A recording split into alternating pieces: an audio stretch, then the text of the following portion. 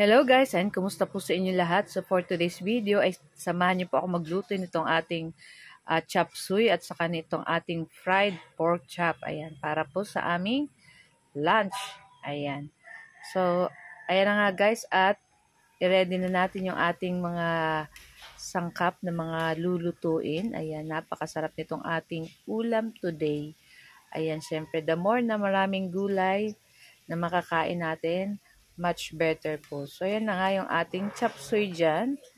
Syempre, nilahokan lang natin yan ng atay ng baboy, saka may konting pork din. Ayan, so, manamis-namis ng konti yung ating chop suey. Kaya napakasarap nito. So, ayan na nga ating mga sangkap, yung ating carrots, sayote, bagu beans, bell pepper, may celery, ayan, may lahat. So, ayan na yung ating pork chop. Ayan, ibababad lang natin yan ng 30 minutes na may paminta, asin, kalamansi, bawang. Ayan, tas ano natin sa harina pag prito natin. So, ayan na nga at nagsangkot siya na natin dyan yung ating pork na pig-slice lang ng maliliit. At kinisa na natin dyan yung ating mga bawang at yung ating sibuyas.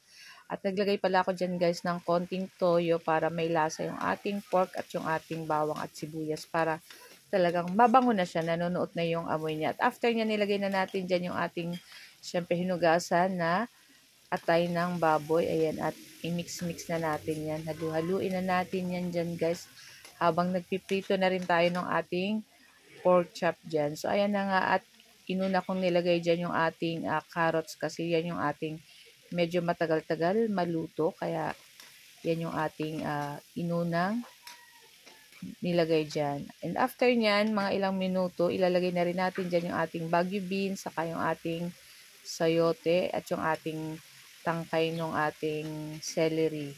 Ayan, so i-mix-mix lang uli natin yan, at naglagay uli ako ng konting toyo.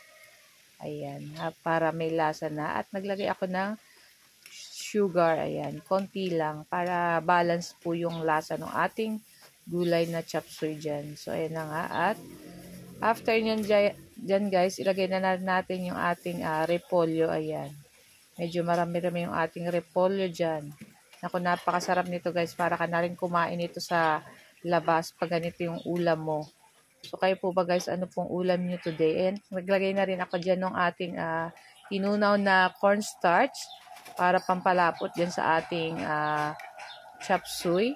Ayan, at hinalu-halo ulit natin yan syempre. At pagkatapos, ilagay na rin natin dyan yung ating bell pepper na red and green, saka yung ating dahon ng celery. Ayan, at nako, nakaluto na rin tayo ng ibang fried pork chop. Ayan, at madali na rin maluto itong ating gulay na chop suey. So, yung ating fried pork chop dyan, guys. Ayun, napakasarap nito, guys. Pag binabad mo sa kalamansi, asin, paminta, bawang, nako, napakasarap. So, syempre, hindi mawawala yung ating kanin dyan, guys. Yan yung ating bida. So, ayun na nga, at luto na yung ating chop suey at yung ating fried pork chop. So, tara na, guys. At samahan nyo na po kaming kumain and enjoy watching na rin po. Ayan. Sana wag niyo pong kalimutan mag-like, comment, at pa-share na rin po ng ating video.